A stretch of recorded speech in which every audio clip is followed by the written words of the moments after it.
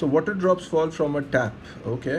और let's suppose कि भाई ये वाला जो है हमारा टैप है, यहाँ से वाटरफॉल्स ड्रॉप हो रहे हैं 3, 4 और 5। बोला कि जब पांचवा ग्राउंड को टच कर रहा होता है, मान लो ये सपोज करो ग्राउंड है, तो पहला बस निकला ही है यहाँ पे। तो आप देख रहे हैं कि हर सेकेंड ये 4 मतलब गैप्स कैसे हैं, ये मैंने दिखाने की कोशिश की। This is a tap. So the first drop striking the floor when the fifth drop begins to fall. तो क्लियर है। तो और हाइट 5 मीटर गिवन है इसकी। तो अगर ये हाइट जो है ये 5 मीटर है, तो आई कैन फिगर आउट कि पहले वाला जो ड्रॉप है जो अभी ग्राउंड को टच कर रहा है वो कितनी देर पहले निकला था। तो H will be half GT², क्योंकि सारे ड्रॉप्स की इनिशियल वेलोसिटी तो ज़ीरो ही होगी। H is 5T²। तो टी की वैल्यू तो 1 आ रही है।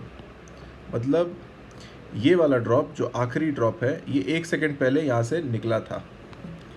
अब यानी कि एक और चीज़ पता चल गई कि हर ड्रॉप के बीच में कितने कितने का टाइम गैप है।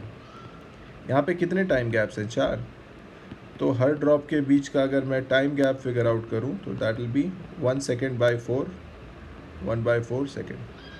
आई होप यहाँ तक क्लियर है आपको। ठीक है। तो अब इन्होंने पूछा है कि the height eight which the third drop will be from ground will be. तो ये वाले की बात हो रही है ना, third drop from ground. Which is the third drop from ground? I think this one है ना, इसकी बात हो रही है। तो यार इसके लिए तो आप आराम से सोच सकते हैं। थर्ड ड्रॉप कितनी देर तक, यहीं से दिख जाएगा ना आपको। ये 0.25 सेकेंड है और ये 0.25 सेकेंड है। तो फॉर द थर्ड ड्रॉप अभी तक कितना टाइम लैप्स हो चुका है? 0.25 plus 0.25, 0.5 seconds it has already been in air. This is the third drop we are talking about. So the height from the top will be half G 0.5 square. So this is what the height from the top is for this drop, which I am getting as 1.25 meters.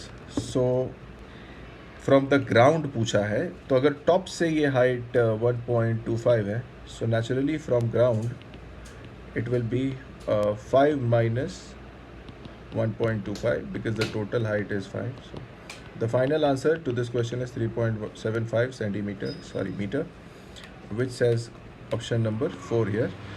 So option number 4 is correct.